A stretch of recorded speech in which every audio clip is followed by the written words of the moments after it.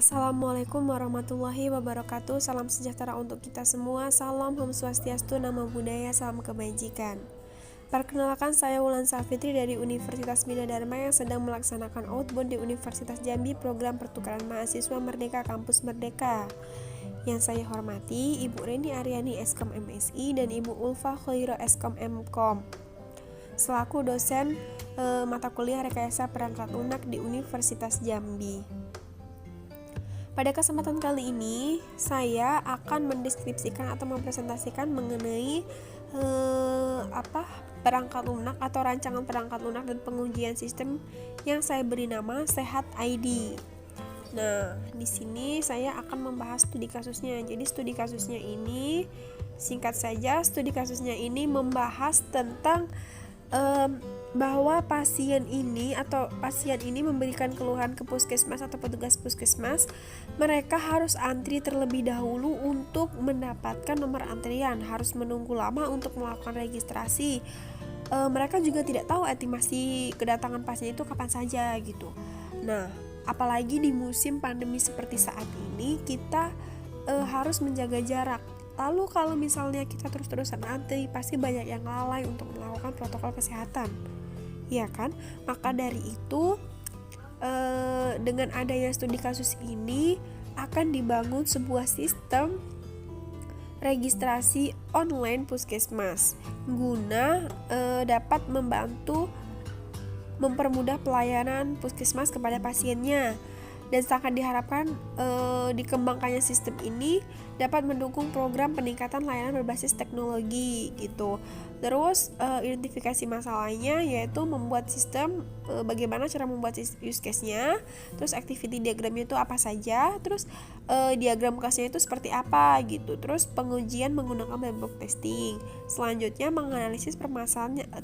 tujuannya itu menganalisis permasalahan yang ada di puskesmas tersebut dan memecahkan permasalahan dengan membuat sistem berbasis online yang mempermudah pasien dalam proses pelayanan pada puskesmas. Selanjutnya manfaatnya teridentifikasinya permasalahan-permasalahan yang terkait dengan proses pelayanan puskesmas dan meningkatkan kompetensi mahasiswa dalam membuat prototipe sistem informasi. Selanjutnya, kerangka pemecahan masalah. Jadi aplikasi Sehat ID ini merupakan aplikasi yang dirancang untuk membantu pasien dalam melaksanakan layanan di puskesmas tanpa harus antri dan datang ke lokasinya itu puskesmas. Terus sasaran atau penggunanya itu pasien, admin, dan dokter. Selanjutnya kita masuk ke pembahasan. Jadi pembahasan ini membahas tentang rancangan dan pengujian sistem. Yang pertama itu use case. Nah, jadi untuk use case ini aktornya ada 3, yaitu pasien, admin, dan dokter. Untuk ketiga aktor ini, ketika mereka ingin mengakses sistem, mereka harus melakukan login terlebih dahulu. Untuk pasien dapat mengentri data pasien dapat mendaftar konsultasi, melakukan pembayaran, memilih dokter, melihat data pasien, melihat jadwal. Nah, untuk pembayaran ini ada beberapa metode. Yang pertama BPJS, asuransi, debit atau kred, dan tunai. Selanjutnya untuk memilih dokter ini, dokternya tuh ada 2, yaitu dokter umum dan dokter spesialis. Maksudnya tuh kategori dokter itu ada dokter umum dan dokter spesialis. Selanjutnya untuk admin. Jadi untuk admin ini sama dengan pasien tadi. Untuk masuk ke sistem, admin harus login terlebih dahulu. Terus admin dapat melihat data pasien, admin juga dapat melihat jadwal dokter, dan admin dapat mengelola data. Selanjutnya admin juga dapat mengelola jadwal. Selanjutnya dokter. Nah, dokter itu setelah login, dokter dapat melihat jadwal pelayanan, dapat mengentri data dokter, melihat data riwayat pasien, dan mengisi tindakan medis. Selanjutnya yaitu activity diagram. Activity diagram ini dimulai dengan login. Login ini yang melakukannya adalah pasien, admin, dan dokter. Nah, untuk login dimulai melakukan login, kemudian sistem memverifikasi akun. Jika valid, sistem akan menampilkan dashboard menu. Jika invalid, sistem akan menampilkan keterangan akun invalid. Kemudian menerima info login. Jika valid, dia akan selesai dan lanjut ke menu-menu atau fitur-fitur selanjutnya. Jika dia invalid, maka akan mengulang untuk melakukan login lagi. Selanjutnya membuat akun. Nah, di sini untuk membuat akun ada pasien, admin, dan dokter. Nah, dimulai dari registrasi akun. Registrasi akun di mana sistem menerima informasi di registrasi akun ini dilakukan oleh ketiga pelaku tersebut. Jadi setelah registrasi akun, maka sistem akan menerima informasi registrasi.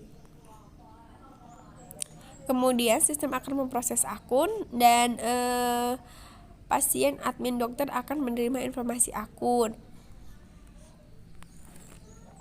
Selanjutnya, pendaftaran konsultasi ini dilakukan oleh pasien, sistem admin, dan dokter, di mana dimulai dari pasien menginputkan data diri beserta riwayat penyakitnya.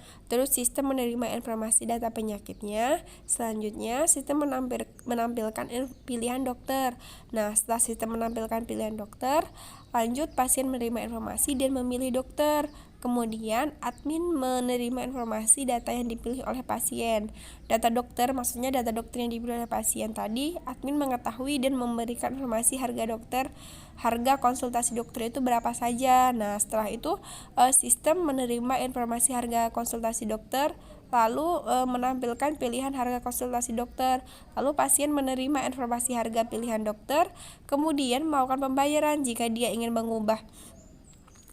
dia setelah memilih nih, misalnya dia memilih dokter A, tapi dia ingin mengubah, maka ketika dia ingin mengubah, maka dia kembali ke memilih dokter. Jika tidak, dia bisa melakukan pembayaran dan menerima informasi pembayaran. Lalu admin membuat laporan pasien dan dikasihkan kepada dokter. Kemudian dokter menerima informasi data pasien dan menginputkan jadwal atau jam konsultasinya ke sistem. Kemudian sistem menerima informasi jam konsultasi dan sistem menampilkan pilihan jam konsultasi dan diterima oleh pasien. Kemudian pasien memilih jam konsultasi dan dokter menerima informasi jam yang dipilih. Kemudian dokter memberikan tindakan medis dan pasien menerima tindakan medis, lalu selesai. Selanjutnya ke tahap pembayaran. Nah, jadi di tahap pembayaran ini ada pasien dan sistem. Dimulai dari pasien memilih harga konsultasi dokter. Kemudian sistem menerima informasi pilihan dokter, terus menampilkan menu metode pembayaran, dan pasien menerima informasi metode pembayaran lalu memilih metode pembayarannya itu mau seperti apa, bisa asuransi, BPJS, debit atau kredit card. Nah, terus selanjutnya pasien setelah memilih metode pembayaran itu, sistem menerima informasi metode yang dipilih kan. Setelah itu sistem memberikan kode bayar. Setelah memberikan kode bayar, pasien menerima informasi kode bayarnya. Setelah itu melakukan pembayaran dan selesai.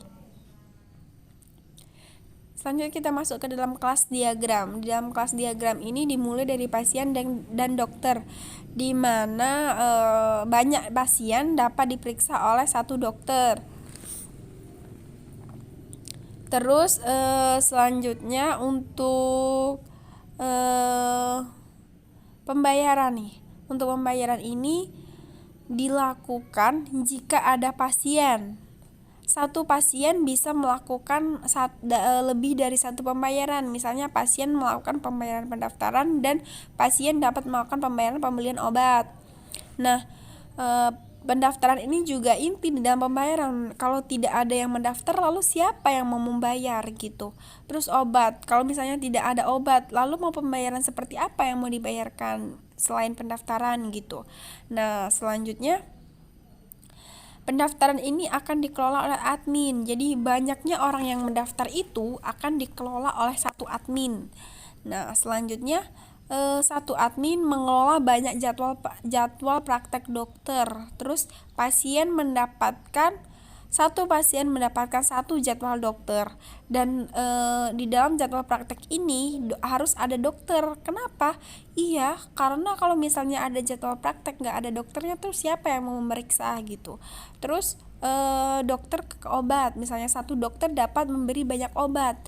Kenapa? Iyalah, soalnya misalnya satu dokter nih, dokter A memberikan obat paracetamol, dia memberikan resep obatnya itu banyak gitu.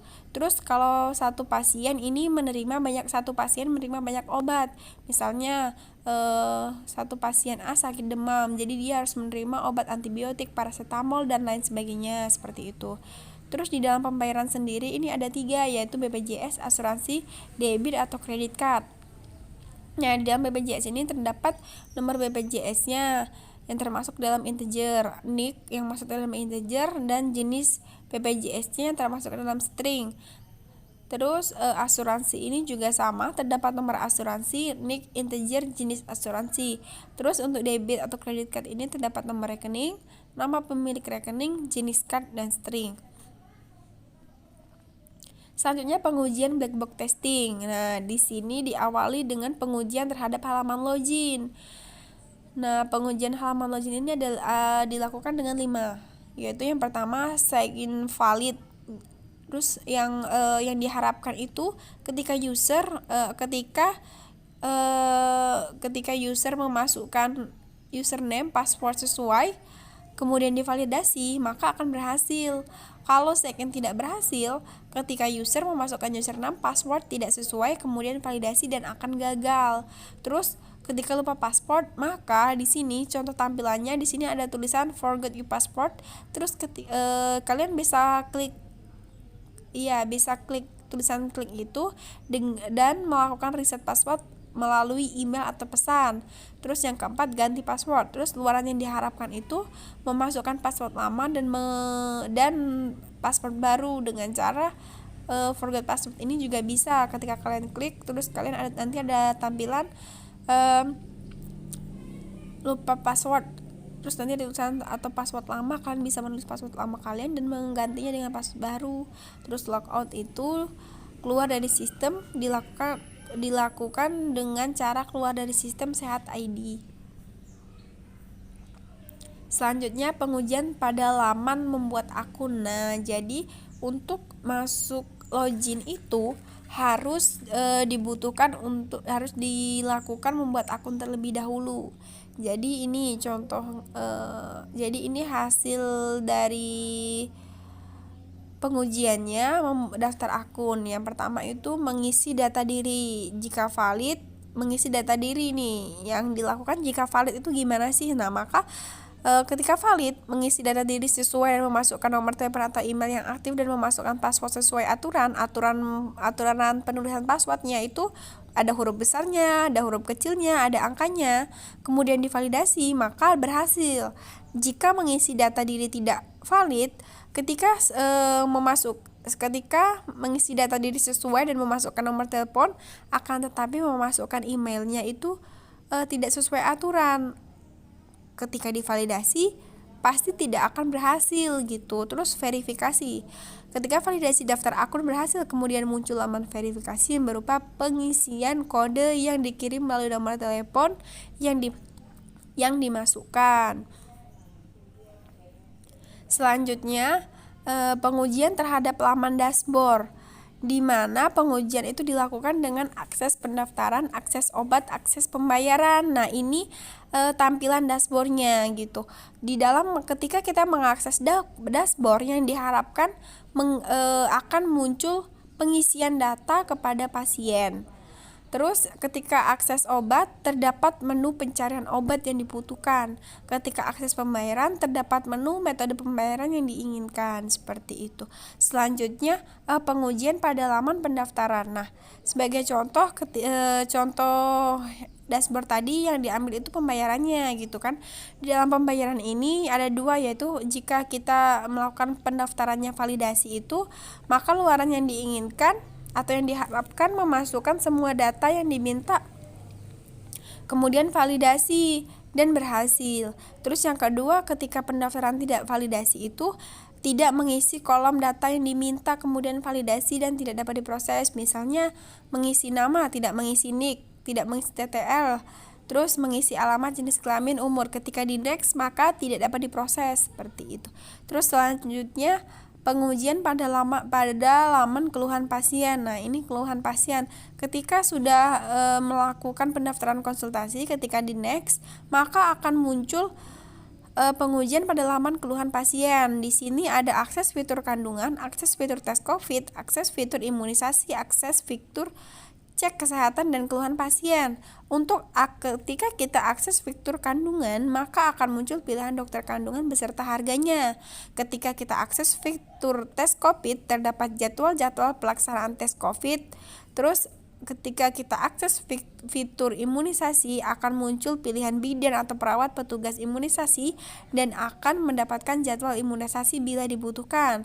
Terus nomor 4, ketika kita mengakses fitur cek kesehatan, akan muncul pilihan cek kesehatan yang dibutuhkan. Misalnya kita demam, terus ada penyakit dalam, maka itu akan muncul.